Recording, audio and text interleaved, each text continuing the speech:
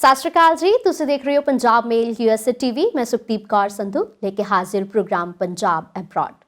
बहुत सारिया गल्लां हुंदियां ने प्रोग्राम दे विच कि बाहर तां जाना है ते एक डरावा भी हुंदा है। डरावा काहदा हुंदा है? इंटरव्यू दा। सारियां नूं एक डरावा ये हुंदा है कि इंटरव्यू लई जाना है। स्पैशल जे असीं यूएसए दी गल करिए कि इंटरव्यू देनी है, बहुत औखी है, पता नहीं की पुछ लेना, पता नहीं मेरी मैं दे पावांगा इंटरव्यू कि नहीं दे पावांगा। क्योंकि जिन्ना मर्जी तुहानूं आंसरिंग जिहड़ी है करनी आउंदी होवे, जिन्ना मर्जी तुहानूं बोलना आउंदा होवे, पर इंटरव्यू देण टाइम एक मन दे विच भै जिहड़ा है वो जरूर हुंदा है। अज असीं ਉਹੀ ਗੱਲਬਾਤ ਕਰਨੀ ਹੈ ਕਿ ਜੇ ਤੁਸੀਂ ਇੰਟਰਵਿਊ ਲਈ ਜਾਣਾ ਹੈ ਤੇ ਕਿੱਦਾਂ ਆਪਣੇ ਆਪ ਨੂੰ ਪ੍ਰਿਪੇਅਰ ਕਰਨਾ ਹੈ। ਸੋ ਸਾਡੇ ਨਾਲ ਪ੍ਰੋਗਰਾਮ ਦੇ ਵਿੱਚ ਮੌਜੂਦ ਨੇ ਅਰਵਿੰਦਰਪਾਲ ਜੀ। ਸੋ ਤੁਹਾਡਾ ਬਹੁਤ ਬਹੁਤ ਸਵਾਗਤ ਹੈ ਪ੍ਰੋਗਰਾਮ ਦੇ ਵਿੱਚ। ਸਤਿ ਸ਼੍ਰੀ ਅਕਾਲ ਮੈਮ, ਔਰ ਸਾਰੇ ਦਰਸ਼ਕਾਂ ਨੂੰ ਪਿਆਰ ਭਰੀ ਸਤਿ ਸ਼੍ਰੀ ਅਕਾਲ।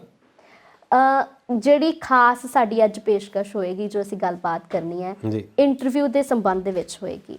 ਸੋ ਜਿਵੇਂ ਮੈਂ ਪਹਿਲਾਂ ਹੀ ਆਪਣੀ ਆਡੀਅנס ਨੂੰ ਦੱਸ ਦਿੱਤਾ, ਇੰਟਰਵਿਊ ਲਈ ਜਦੋਂ ਅਸੀਂ ਜਾਂਦੇ ਹਾਂ ਕਿਹੜੀਆਂ ਚੀਜ਼ਾਂ ਦਾ ਖਾਸ ਧਿਆਨ ਰੱਖਣਾ ਜ਼ਰੂਰੀ ਹੈ? ਬੇਸਿਕਲੀ ਕਿਸੇ ਪਾਸੇ ਵੀ ਕੋਈ ਵੀ ਇੰਟਰਵਿਊ ਦਾ ਕੋਈ ਸਪੈਸੀਫਿਕ ਫਾਰਮੈਟ ਨਹੀਂ ਹੁੰਦਾ। ਅਗਰ ਅਸੀਂ ਯੂਐਸ ਦੀ ਜਰਨਲ ਜਿਹੜੀ ਇੰਟਰਵਿਊਜ਼ ਹੈ ਜਿਹਨੂੰ ਅਸੀਂ B1 B2 ਕੈਟਾਗਰੀ ਦੇ ਵਿੱਚ ਕਹਿੰਦੇ ਹਾਂ, ਹਾਂਜੀ, ਜਸਟ ਵੀਜ਼ਾ ਆਫਿਸਰ ਲਈ ਤੁਸੀਂ ਇੱਕ ਅਣਜਾਣ ਸ਼ਖਸ ਹੋ ਔਰ ਵੀਜ਼ਾ ਆਫਿਸਰ ਦਾ ਸਿਰਫ ਤੇ ਸਿਰਫ ਤੁਹਾਡੇ ਨਾਲ ਥੋੜੀ ਬਹੁਤ ਤੁਹਾਡੀ ਬਾਰੇ ਜਾਣਕਾਰੀ ਹਾਸਲ ਕਰਨਾ ਹੀ ਉਹਦਾ ਮਕਸਦ ਹੈ।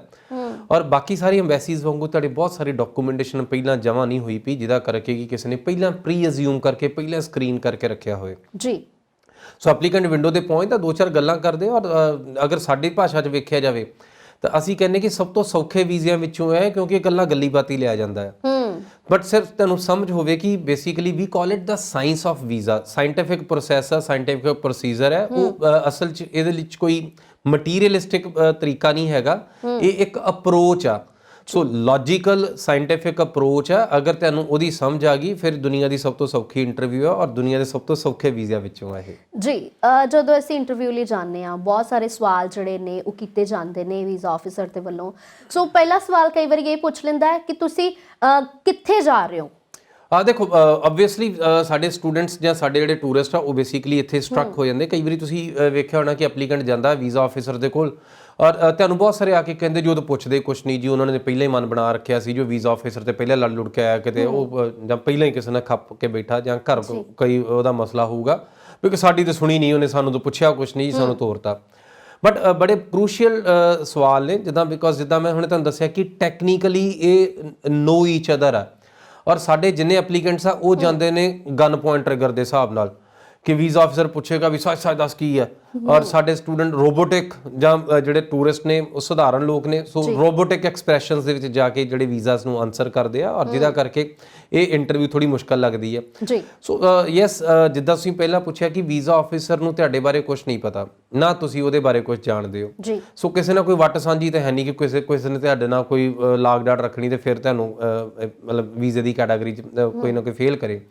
ਸੋ ਤੁਹਾਨੂੰ ਜਾਣਨ ਦੇ ਵਿੱਚ ਅਗਰ ਪਹਿਲੇ ਸਵਾਲਾਂ ਦੇ ਵਿੱਚੋਂ ਇਹ ਸ਼ੁਰੂਆਤੀ ਸਵਾਲ ਇਦਾਂ ਦਾ ਆਉਂਦਾ ਹੈ ਕਿ ਯੈਸ ਤੁਸੀਂ ਜਾ ਕਿੱਥੇ ਰਹੇ ਹੋ, ਔਰ ਬਲੀਵ ਮੀ 90% ਲੋਕ ਇਹਦਾ ਜਵਾਬ ਦੇਣਗੇ ਜੀ ਅਮਰੀਕਾ ਜੀ।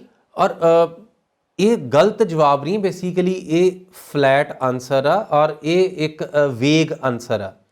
ਔਰ ਵੇਗ ਦਾ ਮਤਲਬ ਹੈ ਕਿ ਇਹ ਥੋੜਾ ਧੁੰਦਲਾ ਆਨਸਰ ਹੈ, ਬਿਕੋਜ਼ ਯੂਐਸ ਇੰਨਾ ਕੁ ਵੱਡਾ ਡੈਸਟੀਨੇਸ਼ਨ ਹੈ ਕਿ ਜਦੋਂ ਅਸੀਂ ਵੀਜ਼ਾ ਆਫਿਸਰ ਦੇ ਕੋਲ ਜਾ ਕੇ ਸਿੱਧੀ ਗੱਲ ਕਰੇ ਕਿ ਅਮਰੀਕਾ ਚੱਲੇ, ਸੋ ਉੱਥੋਂ ਕੋਈ ਪਾਕਿਸਤਾਨ ਨੂੰ ਗੱਡੀ ਤੇ ਜਾਂਦੀ ਨਹੀਂ ਆ ਜੀ। ਸੋ ਅਮਰੀਕਾ ਦੀ ਐਮਬੈਸੀ 'ਚ ਆਪਾਂ ਖੜੇ ਹਾਂ। ਸੋ ਵੀਜ਼ਾ ਆਫਿਸਰ ਦਾ ਬੇਸਿਕਲ ਜਾਣਨਾ ਇਹ ਹੁੰਦਾ ਕਿ ਤੁਹਾਡੀ ਕਿਉਰਿਓਸਿਟੀ, ਤੁਹਾਡਾ ਪਰਪਸ, ਤੁਹਾਡਾ ਡੈਸਟੀਨੇਸ਼ਨ। ਸੋ ਡੈਸਟੀਨੇਸ਼ਨ ਤੋਂ ਭਾਵ ਆ ਕਿ ਤੁਹਾਡੀ ਕੋਈ ਸਟੇਟ, ਤੁਹਾਡਾ ਕੋਈ ਸਿਟੀ ਤੁਹਾਨੂੰ ਜਿਹੜਾ ਕਿ ਪਿਨ ਪੁਆਇੰਟ ਕਰਕੇ ਦਿਸਦਾ ਹੋਵੇ ਜੀ। ਸੋ ਜਿੱਦਾਂ ਤੁਸੀਂ ਲਾਈਕ ਸ਼ਿਮਲਾ ਜਾ ਰਹੇ ਹੋ, ਬਹੁਤ ਕਲੀਅਰਲੀ ਸਮਝ ਲੱਗਦੀ ਕਿ ਯੈਸ ਸ਼ਿਮਲੇ ਦੀ ਗੱਲ ਹੋ ਰਹੀ ਹੈ। So when you call it India ਜਾ ਰਹੇ ਹਾਂ, ਇੰਡੀਆ ਵੀ ਕੋਈ ਛੋਟਾ ਨਹੀਂ ਹੈ ਜੀ। ਸੋ ਯੂਐਸ ਉਹ ਮੁਲਕ ਆ ਜਿਹਦੇ ਵਿੱਚ 5 ਟਾਈਮ ਜ਼ੋਨ ਨੇ। ਸੋ ਲੋਕਲ ਡੋਮੈਸਟਿਕ ਫਲਾਈਟ 8-8 ਘੰਟੇ ਦੀਆਂ, 10-10 ਘੰਟੇ ਦੀਆਂ ਲੋਕਲ ਡੋਮੈਸਟਿਕ ਫਲਾਈਟਸ ਨੇ।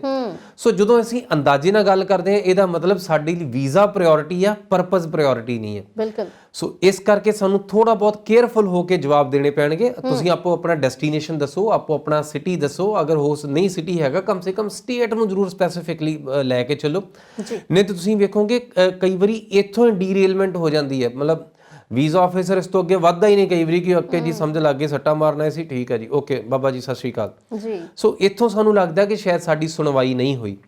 ਸੋ ਔਰ ਜਿੰਨੇ ਵੀ ਇਸ ਇੰਟਰਵਿਊ ਦੇ ਬੇਸਿਕਲੀ ਸਭ ਨੂੰ ਲੱਗਦਾ ਹੈ ਕਿ ਇੰਟਰਵਿਊ ਦਾ ਕੋਈ ਸਪੈਸੀਫਿਕ ਫਾਰਮੈਟ ਹੈ, ਸਰਾਸਰ ਗਲਤ ਹੈ। ਇਸ ਇੰਟਰਵਿਊ ਦੇ ਡਰਾਈਵਰ ਤੁਸੀਂ ਖੁਦ ਹੋ। ਸੋ ਤੁਸੀਂ ਡਿਸਾਈਡ ਕਰਦੇ ਹੋ ਕਿ ਤੁਹਾਡੇ ਕੋਲੋਂ ਕੀ ਪੁੱਛਿਆ ਜਾਵੇ, ਬਿਲਕੁਲ, ਬਿਕੋਜ਼ ਜੋ ਤੁਸੀਂ ਜਵਾਬ ਦਵੋਗੇ ਉਹ that is going to be the next question। So visa officer ਦੇ ਕੋਲ ਕੋਈ ਸਕ੍ਰਿਪਟ ਨਹੀਂ ਹੈ। ਸੋ ਜੋ ਤੁਸੀਂ ਜਵਾਬ ਦੇਈ ਚੱਲੋਗੇ ਸੋ ਉਹ ਚੀਜ਼ਾਂ ਨੂੰ ਵੀਜ਼ਾ ਆਫਿਸਰ ਫੋਲੋ ਕਰੀ ਜਾਊਗਾ। ਔਰ ਅਗਰ ਤੁਸੀਂ ਸੱਚ ਬੋਲੋਗੇ, ਅਗਰ ਤੁਸੀਂ ਜਾਣਕਾਰੀ ਜਿੰਨੀ ਅਸਲੀ ਦੇ ਨੇੜੇ ਤੇੜੇ ਦੀ ਦਵੋਗੇ, ਉਹਨੂੰ ਸੇਲ ਥਰੂ ਹੋਣਾ ਬਹੁਤ ਸੌਖਾ ਆ। ਔਰ ਅਗਰ ਤੁਸੀਂ ਮੈਨੂਪੂਲੇਸ਼ਨਸ ਵਿੱਚ ਪੈ ਰਹੇ ਹੋ, ਉਹਨੂੰ ਸੰਭਾਲਣਾ ਮੁੜ ਕੇ ਬਹੁਤ ਔਖਾ ਆ। ਔਰ ਅਸੀਂ ਅਕਸਰ ਵੇਖਿਆ ਕਈ ਲੋਕ ਅਸੀਂ ਸਿਰਫ ਨਾ ਜਿਨ੍ਹਾਂ ਨੂੰ ਵੀਜ਼ੇ ਮਿਲੇ ਉਹਨਾਂ ਦੀਆਂ ਗੱਲਾਂ ਜ਼ਿਆਦਾ ਕਰਦੇ ਆ ਕਿ ਉਹਨੂੰ ਪੁੱਛਿਆ ਕੁਛ ਨਹੀਂ, ਉਹਨੂੰ ਵੀਜ਼ਾ ਇੰਟਰਵਿਊ ਚੁਲਝ ਗਿਆ। ਤੁਸੀਂ ਸਿਰਫ ਇੰਨਾ ਅੰਦਾਜ਼ਾ ਲਓ ਕਿ ਜਿਨ੍ਹਾਂ ਦੇ ਵੀਜ਼ੇ ਹੋਏ ਆ ਉਹਨਾਂ ਨੂੰ ਕਿੰਨੇ ਕੁ ਲੰਮੇ ਚੌੜੇ ਸਵਾਲ ਪੁੱਛੇ ਆ, 2-4 ਅੱਖਰ ਪੁੱਛੇ ਆ, ਵੀਜ਼ਾ ਦੇ ਦਿੱਤਾ ਆ ਜੀ। ਸੋ ਹਾਲਾਂਕਿ ਉਹਨੇ ਇਹਨਾਂ ਤਾਦਾਦ ਨਾਲੋਂ ਅਲੱਗ ਹੈ, ਇਹ ਘੱਟ ਤਾਦਾਦ ਹੈ, ਰਿਫਿਊਜ਼ ਹੋਣ ਵਾਲੇ ਦੀ ਤਾਦਾਦ ਜ਼ਿਆਦੀ ਹੈ। ਬਟ ਫਿਰ ਵੀ ਜਿਨ੍ਹਾਂ ਨੂੰ ਜਿਹੜੇ ਨੰਬਰਸ ਦੀ ਅਗਰ ਅਸੀਂ ਗੱਲ ਕਰੀਏ, ਲੱਖ ਵੀਜ਼ਾ 1 ਮਹੀਨੇ ਦੇ ਵਿੱਚ ਦੇ ਦੇਣਾ ਇੱਕ ਐਮਬੈਸੀ ਨੇ ਇਕੱਲੇ ਇੰਡੀਆ ਨੂੰ, ਇਹ ਕੋਈ ਛੋਟਾ ਨੰਬਰ ਨਹੀਂ ਹੈ।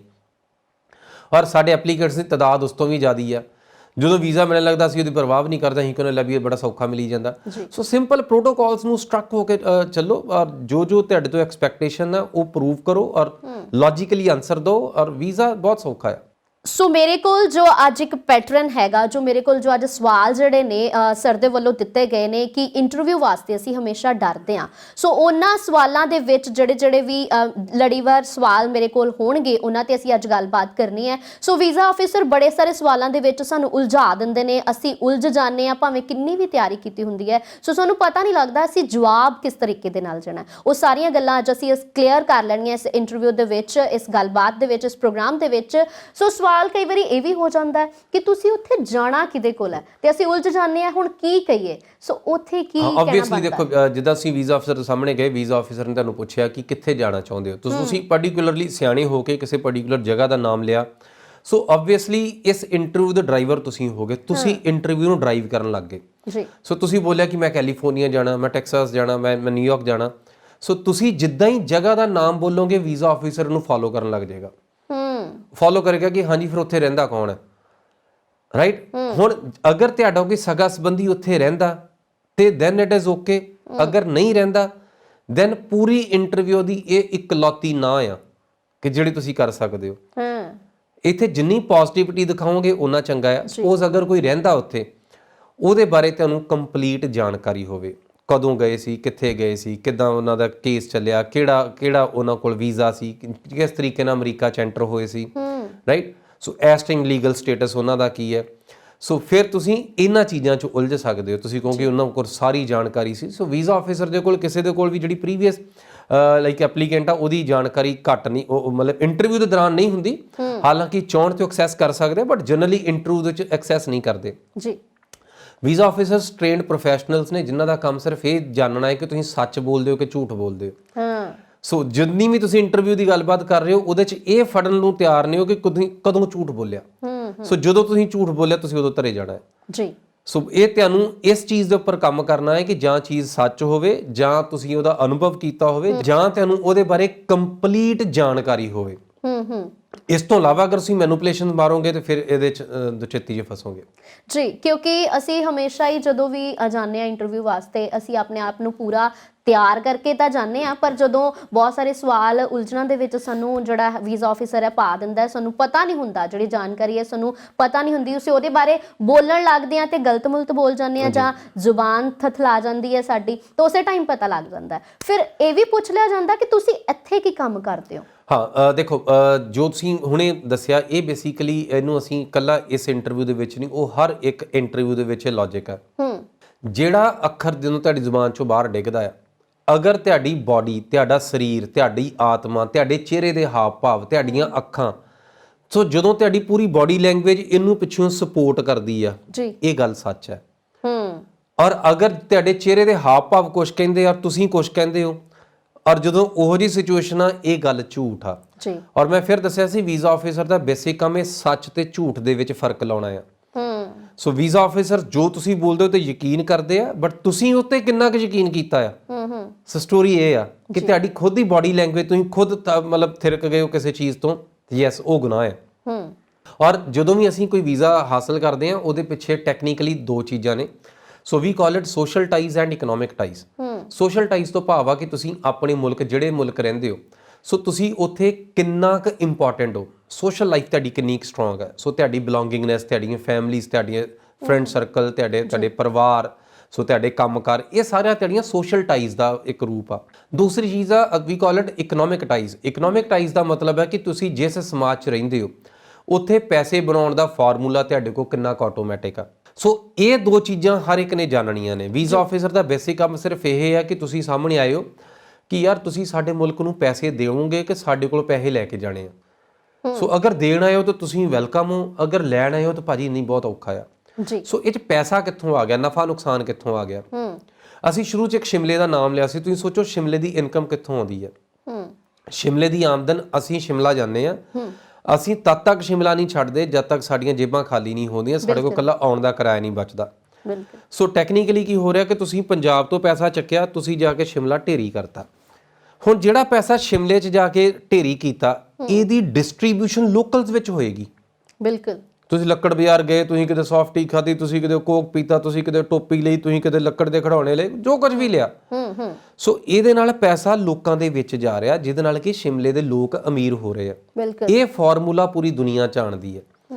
ਸਿਰਫ ਇਸ ਫਾਰਮੂਲੇ ਦੇ ਸਿਰ ਤੇ ਪੂਰੀ ਦੁਨੀਆ ਦੇ ਮੁਲਕ, Thailand, Malaysia, Singapore, Indonesia, Hong Kong, Dubai, Mauritius, ਦੋਹਾ, ਕਤਰ, ਹੁਣ ਪਤਾ ਨਹੀਂ ਕਿੰਨੇ ਕੁ ਮੁਲਕ ਇਸ ਲਾਈਨ ਦੇ ਵਿੱਚ ਆ ਗਏ, ਜਿਹੜੇ ਰਾਤੋਂ ਰਾਤ ਬੁਝੇ ਹੋਏ ਸੀ ਜਗਣ ਲੱਗ ਗਏ।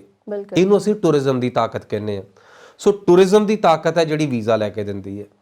ਸੋ ਅਗਰ ਤੁਸੀਂ ਇਹ ਪ੍ਰੂਵ ਕਰ ਰਹੇ ਹੋ ਕਿ ਮੈਂ ਪੈਸੇ ਖਰਚਣ ਆ ਰਿਹਾ, ਵੈਲਕਮ ਹੈ ਜੀ। ਅਗਰ ਪ੍ਰੂਵ ਇਹ ਹੋ ਰਿਹਾ ਕਿ ਤੁਸੀਂ ਪੈਸੇ ਖਰਚਣ ਨਹੀਂ ਆਏ ਬਲਕਿ ਇੱਥੇ ਆ ਕੇ ਕੰਮਕਾਰ ਕਰੋਗੇ ਤੇ ਪੈਸੇ ਚੱਕ ਕੇ ਵਾਪਸ ਭੇਜੋਗੇ, ਇਹ ਤਾਂ ਗੁਨਾਹ ਹੋ ਗਿਆ ਜੀ। ਸੋ ਹਰ ਐਪਲੀਕੇਸ਼ਨ 'ਚ ਪ੍ਰੂਵ ਕਰਨੀ ਹੈ, ਉਹਨੂੰ ਅਸੀਂ ਬੋਲਦੇ ਸਰਮਾਏਦਾਰੀ। ਸੋ ਹਰ ਇੱਕ ਚੀਜ਼ ਦੇ ਉੱਪਰ ਲਾਈਕ ਦੋ ਐਂਗਲ ਹੋ ਸਕਦੇ ਆ। ਵੀਜ਼ਾਸ ਦੇ ਪਿੱਛੇ ਇੱਕੋ ਇੱਕ ਐਂਗਲ ਆ, ਉਹਨੂੰ ਸਰਮਾਏਦਾਰੀ ਕਿਹਾ ਜਾਂਦਾ ਜੀ। ਸੋ ਇੱਥੇ ਕੋਈ ਦਇਆ ਭਾਵਨਾ ਨਹੀਂ ਹੁੰਦੀ। ਇੱਥੇ ਕੋਈ ਨਹੀਂ ਕਹਿੰਦਾ ਕਿ ਬਾਬਾ ਜੀ ਤੁਹਾਡੇ ਨਿਆਣਿਆਂ ਨੇ ਘਰੋਂ ਕੱਢਤਾ ਤੇ ਤੁਹਾਡੇ ਕੋਲ 4 ਪੈਸੇ ਹੈ ਨਹੀਂ, ਚਲੋ ਤੁਹਾਨੂੰ ਵੀਜ਼ਾ ਦੇ ਦਿੰਦੇ, ਤੁਹਾਡੀ ਜ਼ਿੰਦਗੀ ਸੌਖੀ ਹੋ ਜੇ। ਇਹ ਚੀਜ਼ਾਂ ਤੁਹਾਨੂੰ ਸੁਣਨ ਨੂੰ ਨਹੀਂ ਮਿਲਦੀਆਂ। ਇਹ 7 ਸਟਾਰ ਹੋਟਲ ਦੀ ਐਂਟਰੀ ਹੈ ਕਿ ਅਗਰ ਸਰਮਾਏਦਾਰ ਹੋ, ਅਗਰ ਰਸੂਖਦਾਰ ਹੋ ਤਾਂ ਹੀ ਵੈਲਕਮ ਹੋ। ਬਿਲਕੁਲ। ਨਹੀਂ ਤਾਂ ਮੋਦੀ ਸਾਹਿਬ ਦਾ ਵੀ ਵੀਜ਼ਾ ਰਿਜੈਕਟ ਕਰਤਾ ਸੀ। ਸੀਐਮ ਨੂੰ ਵੀਜ਼ਾ ਲੈਣਾ ਮੁਸ਼ਕਲ ਨਹੀਂ ਹੁੰਦਾ, ਬਟ ਉਹਦੇ ਪਿੱਛੇ ਖੈਰ ਹੋਰ ਕਾਰਨ ਸੀ। ਬਟ ਅਲਟੀਮੇਟਲੀ ਦੱਸਣ ਦਾ ਮਤਲਬ ਇਹ ਹੈ ਕਿ ਤੁਸੀਂ ਸੋਸ਼ਲ ਤੇ ਇਕਨੋਮਿਕ ਟਾਈਜ਼ ਅਗਰ ਪ੍ਰੂਵ ਨਹੀਂ ਕਰਦੇ ਤੇ ਫਿਰ ਵੀਜ਼ਾ ਲੈਣਾ ਮੁਸ਼ਕਲ ਹੈ। ਇਹਨੂੰ ਇੱਕ ਸੋਸ਼ਲ ਐਕਸਪੈਰੀਮੈਂਟ ਆ ਛੋਟਾ ਜਿਹਾ। ਜਿਸ ਤਰੀਕੇ ਨਾਲ ਲੜਕਿਆਂ ਦਾ ਵਿਆਹ ਹੁੰਦਾ, ਲੜਕੇ ਲੜਕੀਆਂ ਦਾ ਇੰਡੀਆ 'ਚ, ਆਪਣੇ ਪੰਜਾਬ 'ਚ ਵਿਆਹ ਹੁੰਦਾ ਹੈ ਬੱਚੇ ਬੱਚੀਆਂ ਦਾ, ਦੋ ਪਰਿਵਾਰ ਜ਼ਿੰਦਗੀ 'ਚ ਪਹਿਲੀ ਵਾਰੀ ਮਿਲਦੇ ਆ। ਔਰ ਜਿਸ ਤਰੀਕੇ ਨਾਲ ਤੁਸੀਂ ਦੂਸਰੇ ਪਰਿਵਾਰ ਨੂੰ ਬੈਲੈਂਸ ਸ਼ੀਟਾਂ ਵੇਖ ਕੇ ਨਹੀਂ ਜਾਣਦੇ, ਤੁਸੀਂ ਦੂਸਰੇ ਪਰਿਵਾਰ ਨੂੰ ਉਹਨਾਂ ਦੀਆਂ ਉਹ ਹੀ ਨਹੀਂ ਕਹਿੰਦੇ ਕਿ ਲਿਆਓ ਪਹਿਲਾਂ ਫਰਦਾਂ ਕਢਾ ਕੇ ਵੇਖੀਏ ਫਿਰ ਤੁਹਾਡੇ ਨਾਲ ਗੱਲਬਾਤ ਕਰਾਂਗੇ।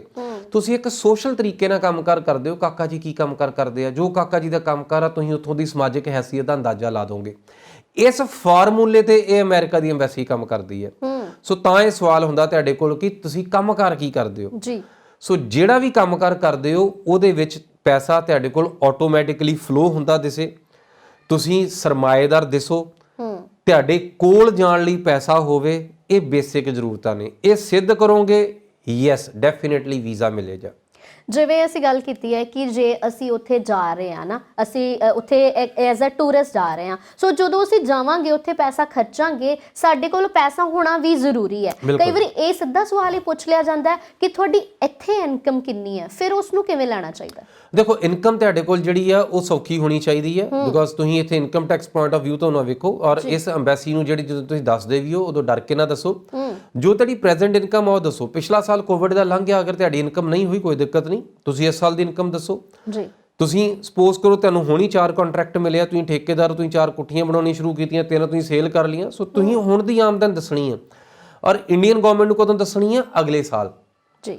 ਸੋ ਜਿਹੜੀ ਟੈਕਸੇਸ਼ਨ ਆ, ਜਿਹੜੀਆਂ ਬਾਕੀ ਪੂਰੀਆਂ ਐਮਬੈਸੀਜ਼ ਟੈਕਸੇਸ਼ਨ ਤੋਂ ਤੁਹਾਡਾ ਹਿਸਾਬ ਲਾਉਂਦੀਆਂ ਨੇ, ਤੁਹਾਡੀ ਇਨਕਮ ਟੈਕਸ ਰਿਟਰਨ ਤੋਂ ਹਿਸਾਬ ਲਾਉਂਦੀਆਂ ਹੈ। ਯੂਐਸ ਐਮਬੈਸੀ ਤੁਹਾਡੀ ਪ੍ਰੈਜ਼ੈਂਟ ਇਨਕਮ ਦਾ ਹਿਸਾਬ ਲਾਉਂਦੀ ਹੈ। ਸੋ ਅਗਰ ਤੁਹਾਡੀ ਪ੍ਰੈਜ਼ੈਂਟ ਇਨਕਮ ਓਕੇ ਆ, ਅਗਰ ਤੁਸੀਂ ਪੈਸਾ ਕਮਾ ਰਹੇ ਹੋ, ਵੈਰੀ ਗੁੱਡ। ਔਰ ਇੱਥੇ ਤੁਹਾਨੂੰ ਉਹਦੇ ਲਈ ਡਾਕੂਮੈਂਟਰੀ ਐਵੀਡੈਂਸ ਨਹੀਂ ਹੈਗਾ ਤਾਂ ਵੀ ਓਕੇ ਹੈ, ਬਿਕੋਜ਼ ਤੁਸੀਂ ਉਹਦਾ ਡਾਕੂਮੈਂਟਰੀ ਐਵੀਡੈਂਸ ਤੁਹਾਨੂੰ ਨੈਕਸਟ ਈਅਰ ਮਿਲਣਾ ਹੈ। ਸੋ ਬਹੁਤ ਸਾਰੇ ਅਸਾਈਲਮ ਦੇ ਕੇਸ, ਬਹੁਤ ਸਾਰੇ ਜਿਹੜੇ ਪਟੀਸ਼ਨ ਦੇ ਕੇਸ ਤੁਸੀਂ ਵੇਖੋ, ਉਹਦੇ ਵਿੱਚ ਲਾਈਕ ਮੈਂ ਹੁਣ ਵੀ ਇਮੀਗ੍ਰੇਸ਼ਨ ਕੇਸ ਇੱਕ ਸਵੇਰੇ ਸਬਮਿਟ ਕੀਤਾ 2018 ਦੀਆਂ, ਜਦੋਂ ਉਹਨਾਂ ਨੇ ਕੇਸ ਫਾਈਲ ਕੀਤਾ ਆ ਉਦੋਂ ਦੀਆਂ ਹੀ ਇਨਕਮ ਟੈਕਸ ਰਿਟਰਨਸ ਮੰਗਦੇ ਆ, ਹੁਣ ਦੀਆਂ ਨਹੀਂ ਮੰਗਦੇ। ਸੋ ਜਿਸ ਟਾਈਮ ਦੀ ਗੱਲ ਹੈ ਉਹ ਉਸ ਉਦੋਂ ਦੀ ਸਟੋਰੀ ਹੈ। ਸੋ ਇਸ ਕਰਕੇ ਇੱਥੇ ਤੁਸੀਂ ਆਪਣੀ ਅੱਜ ਦੀ ਆਮਦਨ ਦੱਸਣੀ ਆ, ਉਹਨੂੰ ਜਿਸ ਤਰੀਕੇ ਨਾਲ ਤੁਸੀਂ ਮੈਨੇਜ ਕਰ ਸਕਦੇ ਹੋ, ਹੈਂਡਲ ਕਰ ਸਕਦੇ ਹੋ, ਉਹ ਦੱਸ ਸਕਦੇ ਹੋ। ਸੋ ਉੱਥੇ ਜਾਣ ਦੇ ਲਈ ਸਾਨੂੰ ਪ੍ਰੋਪਰ ਪਲਾਨ ਕਰਨਾ ਪੈਂਦਾ। ਸੋ ਕਈ ਵਾਰੀ ਸਵਾਲ ਸਾਡਾ ਇਹ ਵੀ ਆ ਜਾਂਦਾ ਸਾਡੇ ਅੱਗੇ ਕਿ USA ਜਾਣ ਦਾ ਪਲਾਨ ਕੀ ਹੈ, ਸਾਨੂੰ ਪਤਾ ਹੀ ਨਹੀਂ ਹੁੰਦਾ ਅਸੀਂ ਕੀ ਦੱਸਣਾ, ਫਸਟ ਟਾਈਮ ਅਸੀਂ ਉਲਝ ਜਾਂਦੇ ਹਾਂ, ਕੀ ਕਰਨਾ ਚਾਹੀਦਾ ਉਸ ਹਾਂ, ਬੇਸਿਕਲੀ ਬਹੁਤ ਸਾਰੇ ਲੋਕ ਜਦੋਂ ਅਮਰੀਕਾ ਦਾ ਨਾਮ ਲੈਂਦੇ ਅਸੀਂ ਅਸਲ ਸਾਡੇ ਦਿਮਾਗ 'ਚ ਇਕੱਲੇ ਡਾਲਰ ਆਉਂਦੇ ਆ, ਵੀਜ਼ਾਜ਼ ਆਉਂਦੇ ਆ, 5 ਸਾਲ ਆਉਂਦਾ, 10 ਸਾਲ ਆਉਂਦਾ। ਸੋ ਸਾਨੂੰ ਵੀਜ਼ਾ ਇਸ ਤਰੀਕੇ ਨਾਲ ਦਿਸਦਾ ਹੈ। ਸੋ ਸਾਨੂੰ ਅਸੀਂ ਜਗ੍ਹਾ ਨੂੰ ਵਿਜ਼ੂਅਲਾਈਜ਼ ਨਹੀਂ ਕਰਦੇ। ਸੋ ਜਦੋਂ ਅਸੀਂ ਜਗ੍ਹਾ ਟੂਰਿਜ਼ਮ ਹੈਗੀ ਆ ਇੱਕ ਜਗ੍ਹਾ ਦੇ ਨਾਲ, ਸੋਹਣੇਪਨ ਦੇ ਨਾਲ, ਸੁੰਦਰਤਾ ਦੇ ਨਾਲ, ਨੇਚਰ ਦੇ ਨਾਲ। ਸੋ ਤੁਸੀਂ ਸ਼ਿਮਲੇ ਦਾ ਨਾਮ ਲੈਂਦੇ ਹੋ, ਸ਼ਿਮਲੇ ਦਾ ਨਾਮ ਲੈਂਦਿਆਂ ਹੀ ਤੈਨੂੰ ਠੰਡਕ ਦਾ ਅਹਿਸਾਸ ਹੁੰਦਾ ਆ, ਤੈਨੂੰ ਫੀਲਿੰਗ ਆਉਂਦੀ ਕਿ ਵਾਕਿਆ ਹੀ ਉੱਥੇ ਕੁਝ ਮਤਲਬ ਕੁਝ 4 ਦਿਨ ਚੱਲ ਠੰਡ ਦੇ ਹੋਣਗੇ। ਹਾਂਜੀ। ਸੋ ਜਦੋਂ ਤੁਸੀਂ US ਦਾ ਨਾਮ ਲੈਂਦੇ ਹੋ ਤੈਨੂੰ ਵਿਜ਼ੂਅਲਾਈਜੇਸ਼ਨ ਨਹੀਂ ਹੈਗੀ। ਸੋ ਤੁਸੀਂ ਕਿਸੇ ਟੂਰਿਜ਼ਮ ਸਾਈਟ ਤੇ ਜਾ ਕੇ ਨਹੀਂ ਵੇਖਿਆ ਕਿ ਉੱਥੇ ਵੇਖਣ ਨੂੰ ਕੀ ਆ। ਸੋ ਤੁਹਾਡੇ ਕੋਲ ਭਾਵੇਂ ਪੁੱਛਿਆ ਨਹੀਂ ਜਾਂਦਾ ਬਟ ਸਟਿਲ ਤੁਹਾਡੀ ਬਾਡੀ ਲੈਂਗੁਏਜ ਇਹ ਦੱਸਣ ਦੇ ਕਾਬਿਲ ਹੋਵੇ ਕਿ ਤੁਸੀਂ ਉੱਥੇ ਜਾ ਕੇ ਤੁਹਾਡਾ ਪਰਪਸ ਕੀ ਆ, ਹੋਲੀਡੇਇੰਗ ਪਰਪਸ ਆ, ਤੇ ਕਿੱਥੇ ਕਿੱਥੇ ਰਹੋਗੇ, ਕੀ ਕੀ ਕਰੋਗੇ, ਕੀ ਚੀਜ਼ਾਂ ਵੇਖਣ ਨੂੰ ਨੇ। ਸੋ ਅਗਰ ਉੱਥੋਂ ਦੀਆਂ ਕੋਈ ਟੂਰਿਜ਼ਮ ਇੰਪੋਰਟੈਂਸ ਵਾਲੀਆਂ ਚੀਜ਼ਾਂ ਨੇ ਤੁਹਾਨੂੰ ਉੱਥੋਂ ਦੀ ਜਾਣਕਾਰੀ ਹੋਣੀ ਚਾਹੀਦੀ ਆ, ਬਿਕੋਜ਼ ਉਹ ਤੁਹਾਡੇ ਚਿਹਰੇ ਦੇ ਉੱਪਰ ਇੱਕ ਐਸਾ ਲਾਈਕ ਜਿਹਨੂੰ ਅਸੀਂ ਕਹਿੰਦੇ ਕਿ ਪੋਜ਼ਿਟਿਵਿਟੀ ਲੈ ਕੇ ਆਏਗੀ ਕਿ ਜਿਹੜੀ ਵੀਜ਼ਾ ਲੈਣ ਨੂੰ ਬਹੁਤ ਆਸਾਨ ਕਰ ਦੇਗੀ ਜੀ। ਸੋ ਇਹ ਗੱਲਾਂ ਬਾਤਾਂ ਵੀਜ਼ਾ ਹੈ, ਮੈਂ ਬਾਰ-ਬਾਰ ਕਹਿ ਰਿਹਾ, ਸਿਰਫ ਗੱਲਾਂ ਬਾਤਾਂ ਦੀ ਤੈਨੂੰ ਸਮਝ ਕੀ ਹੋਣੀ ਚਾਹੀਦੀ ਹੈ ਕਿ ਵੀਜ਼ਾ ਆਫੀਸਰ ਇਹ ਸੋਚ ਰਿਹਾ ਕਿ ਤੁਸੀਂ 7 ਸਮੁੰਦਰ ਪਾਰ ਕਰਕੇ ਇੱਥੇ ਆ ਰਹੇ ਹੋ, ਵੇਖਣ ਕੀ ਆ ਰਹੇ ਹੋ, ਉਹ ਤਾਂ ਜੀ ਆ ਕੇ ਵੇਖਾਂਗੇ, ਇਦਾਂ ਨਾ ਹੋਵੇ ਜੀ। ਸੋ ਤੁਸੀਂ ਤਾਜ ਮਹਿਲ ਵੀ ਜਾਂਦੇ ਹੋ, ਆਗਰੇ ਵੀ ਜਾਂਦੇ ਹੋ, ਤੈਨੂੰ ਤਾਜ ਮਹਿਲ ਦਿਮਾਗ 'ਚ ਲੈ ਕੇ ਜਾਂਦੇ ਹੋ ਤੁਸੀਂ। ਸੋ ਕੋਈ ਨਾ ਕੋਈ ਪਿਕਚਰ ਇਨਬਿਲਟ ਆ ਜਿਹਦਾ ਕਰਕੇ ਤੁਸੀਂ ਜਾਂਦੇ ਹੋ। ਅਮਰੀਕਾ ਦੇ ਵਿੱਚ ਵੀਜ਼ਾ ਅਪਲਾਈ ਕਰਨ ਲੱਗਿਆ ਸਾਡੇ ਇਕੱਲੇ ਡਾਲਰ ਦਾ ਪ੍ਰਿੰਟ ਬਣਿਆ ਆ, ਸਾਡੇ ਇਕੱਲੇ ਵੀਜ਼ੇ ਦਾ ਪ੍ਰਿੰਟ ਬਣਿਆ ਆ। ਸੋ ਸਾਨੂੰ ਸੁਭਾਅ ਨੂੰ ਉਸ ਮੁਤਾਬਕ ਚੇਂਜ ਕਰਨਾ ਆ, ਵੀਜ਼ਾ ਆਊਗਾ। ਸੋ ਕਈ ਵਾਰੀ ਖਾਲੀ ਹੁੰਦਾ ਪਾਸਪੋਰਟ, ਕੋਈ ਸਟੈਂਪ ਨਹੀਂ ਲੱਗੀ ਹੁੰਦੀ, ਸਵਾਲ ਕਰ ਲਿਆ ਜਾਂਦਾ ਵੀਜ਼ਾ ਆਫੀਸਰ ਦੇ ਵੱਲੋਂ ਕਿ ਪਹਿਲਾਂ ਕਿਤੇ ਗਏ ਹੋ, ਕਿਸ ਤਰ੍ਹਾਂ ਲਈਏ? ਇਹ ਬਹੁਤ ਇੰਪੋਰਟੈਂਟ ਆ ਬਿਕੋਜ਼ ਵੀਜ਼ਾ ਆਫੀਸਰ ਤੁਹਾਨੂੰ ਪੁੱਛ ਰਿਹਾ ਕਿ ਪਹਿਲਾਂ ਕਿਤੇ ਘੁੰਮਣ ਗਏ ਹੋ। ਸਾਨੂੰ ਸੁਣ ਰਿਹਾ ਪਹਿਲਾਂ ਇੰਡੀਆ ਤੋਂ ਬਾਹਰ ਕਿਤੇ ਘੁੰਮਣ ਗਏ ਹੋ। ਦੁਬਾਰਾ ਸੁਣੋ, ਤੁਹਾਨੂੰ ਪੁੱਛਿਆ ਇਹ ਗਿਆ ਕਿ ਪਹਿਲਾਂ ਕਿਤੇ ਘੁੰਮਣ ਫਿਰਨ ਗਏ ਹੋ। ਅਸੀਂ ਸੁਣਿਆ ਕਿ ਇੰਡੀਆ ਤੋਂ ਬਾਹਰ ਕਿਤੇ ਘੁੰਮਣ ਗਏ ਹੋ। ਇਹ ਸਾਡੀ ਕਿਉਂਕਿ ਅਜ਼ੰਪਸ਼ਨ ਆ ਕਿ ਨਹੀਂ ਇਹ ਸਿਰਫ ਉਹੀ ਪੁੱਛਦੇ ਹੋਣੇ ਆ। ਸੋ ਵੀਜ਼ਾ ਆਫੀਸਰ ਬੇਸਿਕਲੀ ਇਸ ਸਵਾਲ ਲਈ ਜਾਣਨਾ ਇਹ ਚਾਹੁੰਦਾ ਹੁੰਦਾ ਕਿ ਤੈਨੂੰ ਪੈਸੇ ਖਰਚਣ ਦੀ ਆਦਤ ਹੈਗੀ ਆ ਜੀ, ਕਿ 10,000 ਰੁਪਏ 'ਚ ਕਮਰਾ ਕਿਰਾਏ ਤੇ ਲਿਆਇਆ, ਕਦੀ ਹੌਲੀਡੇਇੰਗ ਕੀਤੀ ਆ ਕਿ ਕੱਲੀ ਅਮਰੀਕਾ ਜਾ ਕੇ ਹੌਲੀਡੇਇੰਗ ਆਉਣੀ ਆ। ਸੋ ਹਰ ਬੰਦਾ ਇਹਨੂੰ ਪੁੱਠੇ ਤਰੀਕੇ ਨਾਲ ਸੋਚਦਾ ਆ ਕਿ ਉਹਨਾਂ ਨੇ ਕਿਹਾ ਜੀ ਪਹਿਲਾਂ ਛੋਟੇ ਮੁਲਕ ਘੁੰਮ ਕੇ ਆਓ। ਇਹ ਕਹਿ ਹੀ ਨਹੀਂ ਸਕਦੇ ਹੋ। ਆਈ ਬੈਟ ਔਨ ਇਟ ਕਿ ਨਹੀਂ ਬੋਲਦੇ ਇੱਦਾਂ।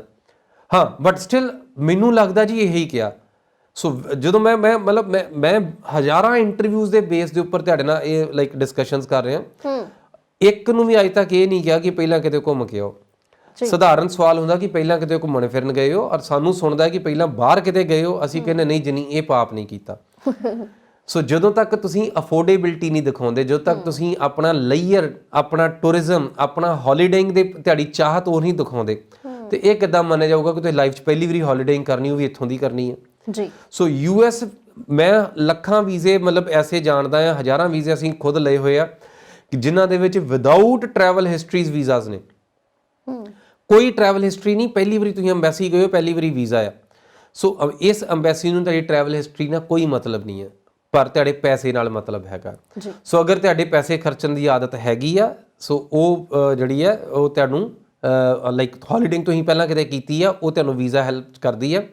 ਅਗਰ ਤੁਸੀਂ ਨਹੀਂ ਬੋਲਦੇ, ਤੁਹਾਡੇ ਪਾਸਪੋਰਟ ਦੀ ਟਰੈਵਲ ਹਿਸਟਰੀ ਅਗਰ ਹੈਗੀ ਆ, ਉਹ ਵੀ ਹੈਲਪ ਕਰਦੀ ਆ ਜੀ। ਆਈ ਸੇ ਕਿ ਅਗਰ ਪਾਸਪੋਰਟ ਦੇ ਕਿਤੇ ਪਹਿਲਾਂ ਟਰੈਵਲ ਕੀਤੇ ਹੋ, ਉਹ ਤਾਂ ਹੈਲਪ ਕਰੇਗਾ। ਅਗਰ ਨਹੀਂ ਵੀ ਕੀਤੇ, ਤੁਸੀਂ ਦੱਸੋ ਕਿ ਮੈਂ ਇੰਡੀਆ ਘੁੰਮਿਆ, ਮੈਂ ਬਹੁਤ ਸਾਰਾ ਇੱਥੇ ਸੈਰ ਸਪਾਟਾ ਕਰਦਾ, ਮੇਰਾ ਕਾਰੋਬਾਰ ਸੈਰ ਸਪਾਟੇ ਵਾਲਾ, ਵੀਜ਼ਾ ਤਾਂ ਵੀ ਮਿਲੇਗਾ ਜੀ। ਸੋ ਕਈ ਵਾਰੀ ਜਿਹੜਾ ਹੈ ਸਾਡੇ ਪਰਿਵਾਰ ਦੀ ਜਾਣਕਾਰੀ ਜਿਹੜੀ ਹੈ ਉਸ ਦੇ ਬਾਰੇ ਵਿੱਚ ਵੀ ਉਹ ਲੈਣਾ ਚਾਹੁੰਦੇ ਨੇ ਕਿ ਪਰਿਵਾਰ ਦੇ ਵਿੱਚ ਹੈ ਕੌਣ, ਤੇ ਉਹਦੇ ਵਿੱਚ ਵੀ ਅਸੀਂ ਕਈ ਵਾਰ ਸੋਚਣ ਲੱਗ ਜਾਂਦੇ ਕੀ ਦੱਸੀਏ ਜੀ। ਉਹ ਅਸਲ 'ਚ ਕੀ ਆ ਕਿ ਉਹ ਤਾਂ ਮਨਸ਼ਾ ਉੱਥੇ ਜਾਣਨ ਦੀ ਇਹ ਆ ਕਿ ਤੁਹਾਡੇ ਕੋਲੋਂ ਇਹ ਜਾਣਨ ਦੀ ਮਨਸ਼ਾ ਆ ਕਿ ਤੁਹਾਡੀਆਂ ਪਿੱਛੇ ਸੋਸ਼ਲ ਟਾਈਜ਼ ਹੈਗੀਆਂ ਕਿ ਨਹੀਂ ਹੈਗੀਆਂ, ਤੁਹਾਡੀ ਬਿਲੋਂਗਿੰਗਨੈਸ ਕਿਤੇ ਹੈਗੀ ਕਿ ਨਹੀਂ ਹੈਗੀ, ਤੁਹਾਡੇ ਮੁੜਨ ਦੇ ਕਾਰਨ ਹੈਗੇ ਕਿ ਨਹੀਂ ਹੈਗੇ। ਸੋ ਅਗਰ ਤੁਹਾਡਾ ਪਿੱਛੇ ਕਾਰੋਬਾਰ ਆ, ਅਗਰ ਤੁਹਾਡੇ ਪਿੱਛੇ ਪਰਿਵਾਰ ਆ, ਅਗਰ ਤੁਹਾਡੇ ਫਰੈਂਡਸ ਐਂਡ ਫੈਮਲੀਜ਼ ਆ, ਜਿੰਨੀ ਸੋਸ਼ਲ ਇੰਪੋਰਟੈਂਸ ਤੁਸੀਂ ਆਪਣੇ ਆਪ ਨੂੰ ਦਿਓਗੇ, ਉਨਾ ਹੀ ਵੀਜ਼ਾ ਸੌਖਾ ਆ ਜੀ। ਸੋ ਜਿੰਨਾ ਕਹੋਗੇ ਕਿ ਮੇਰੇ ਸਾਰੇ ਬੱਚੇ ਦੇ ਬਾਹਰ ਨੇ, ਮੈਂ ਇਕੱਲੀ, ਮੈਂ ਵੀ ਘੁੰਮਣ ਚੱਲੀ ਆ, ਨਾ, ਕਦੀ ਨਹੀਂ ਜੀ। ਸੋ ਤੁਹਾਨੂੰ ਇਹ ਦੱਸਣਾ ਪਊਗਾ ਕਿ ਮੇਰੀ ਸਾਰੀ ਦੁਨੀਆ ਇੱਥੇ ਹੀ ਆ, ਮੇਰਾ ਇਸ ਤੋਂ ਬਿਨਾਂ ਨਹੀਂ ਸਰਦਾ। ਸੋ ਮੇਰਾ ਇੱਥੇ ਆਉਣਾ ਇਸ ਕਰਕੇ ਲਾਜ਼ਮੀ ਆ। ਸੋ ਵੀਜ਼ਾ ਬੜੇ ਆਰਾਮ ਨਾਲ ਮਿਲੇਗਾ। ਸੋ ਸਾਨੂੰ ਸਿਰਫ ਜਿੱਦਣ ਸ਼ਰਤਾਂ ਸਮਝ ਲੱਗ ਗਈਆਂ ਉਦੋਂ ਵੀਜ਼ਾ ਸੌਖੇ ਨੇ।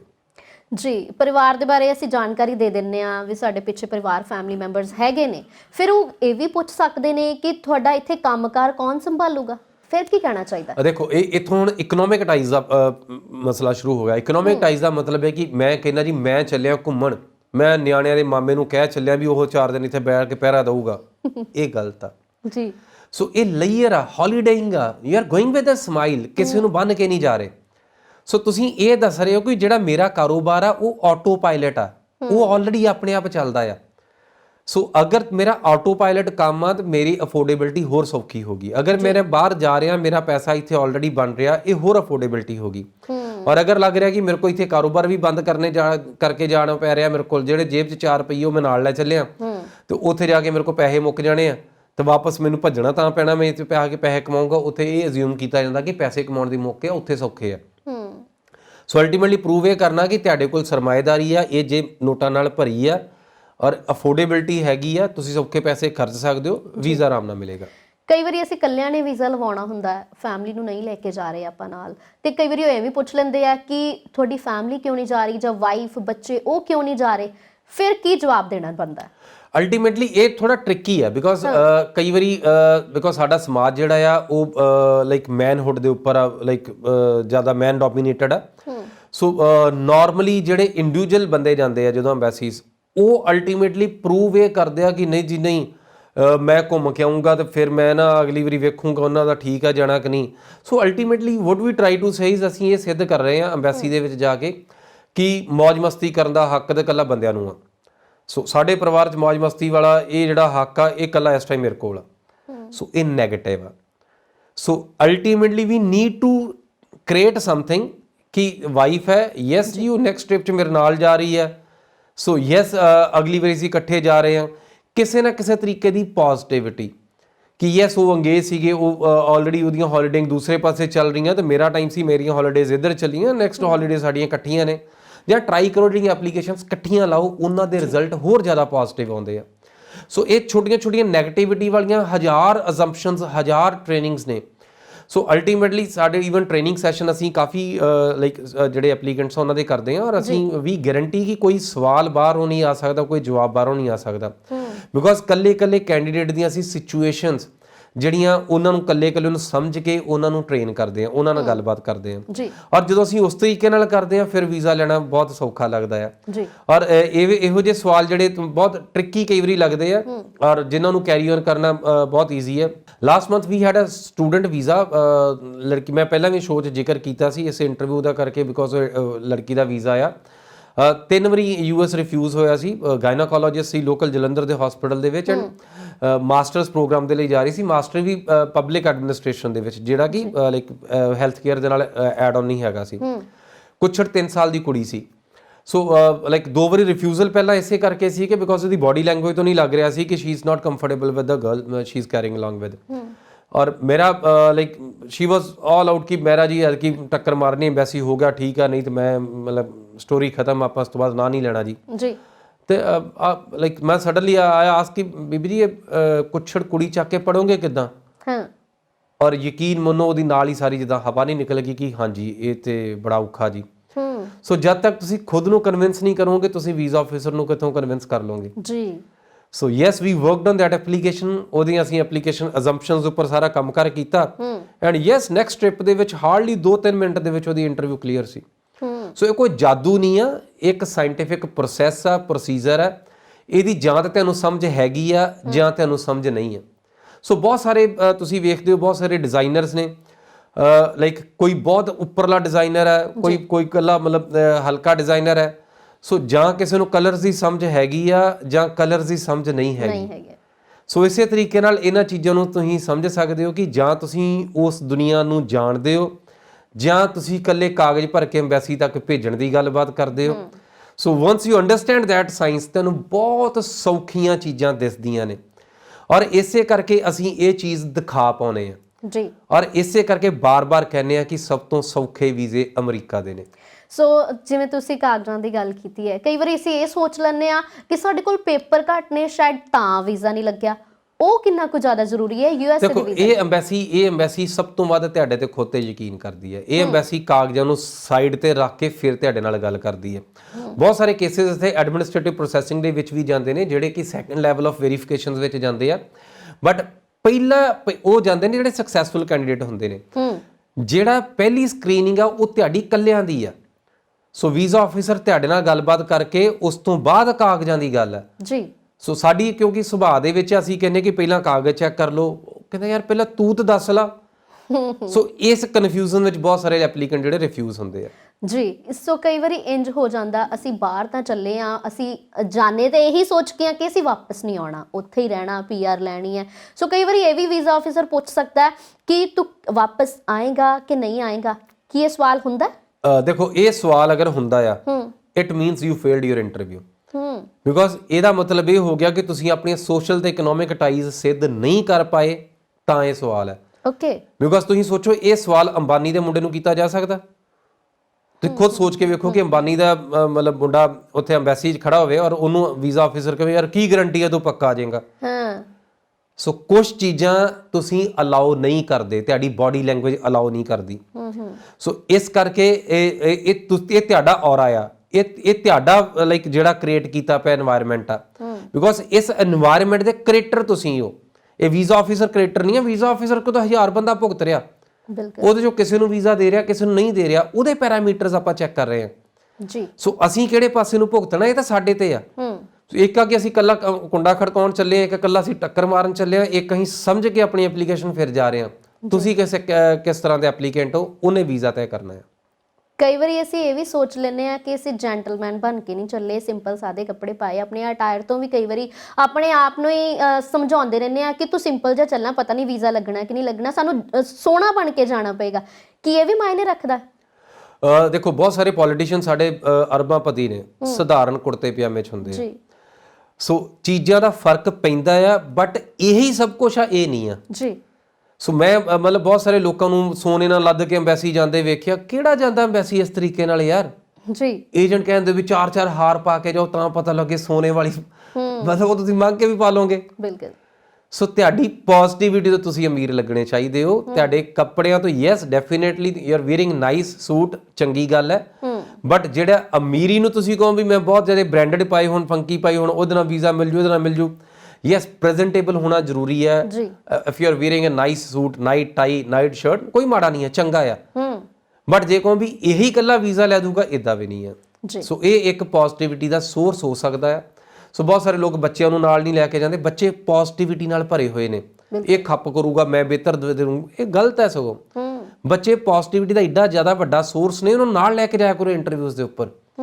ਕਿਉਂਕਿ ਸਾਨੂੰ ਅਜ਼ੰਪਸ਼ਨ ਮਿਲ ਜਾਂਦੀ ਹੈ ਕਿ 14 ਸਾਲ ਤੋਂ ਬੱਚੇ ਨੂੰ ਪਰਸਨਲੀ ਅਪੀਅਰ ਕਰਨ ਦੀ ਲੋੜ ਨਹੀਂ। ਸੋ ਲੋਕ ਕਈ ਲੈ ਕੇ ਨਹੀਂ ਜਾਂਦੇ, but do carry the kids. ਬੱਚਿਆਂ ਨਾਲ ਲੈ ਕੇ ਜਾਓ, ਬੱਚੇ ਪੋਜ਼ਿਟਿਵਿਟੀ ਦਾ ਬਹੁਤ ਵੱਡਾ ਸੋਰਸ ਨੇ।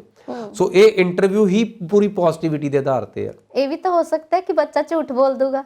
ਛੋਟੇ ਬੱਚੇ ਦੀ ਦੇਖੋ, ਛੋਟੇ ਬੱਚੇ ਸਮਝ ਇੰਨੀ ਹੁੰਦੀ ਹੈ ਕਿ ਉਹ ਖੁਦ ਪੋਜ਼ਿਟਿਵਿਟੀ ਦਾ ਸੋਰਸ ਨੇ, ਔਰ ਝੂਠ ਕੀ ਬੋਲ ਦੇਣਗੇ। ਅਗਰ ਤੇ ਜ਼ਿਆਦਾ ਛੋਟਾ ਆ, ਉਹਦੀ ਸੁਣਵਾਈ ਨਹੀਂ ਹੋਣੀ ਜੀ, ਉਹ ਵਿਚਾਰਾ ਬੋਲਣ ਜੋਗਾ ਨਹੀਂ। ਅਗਰ ਵੱਡਾ ਹੋਏਗਾ, ਉਹ ਮਾਂ-ਬਾਪ ਦੀ ਕਹਿਣੇ 'ਚ ਆ ਜਾਂਦਾ, ਸਮਝ ਜਾਂਦਾ ਹੈ। ਜੀ ਜੀ।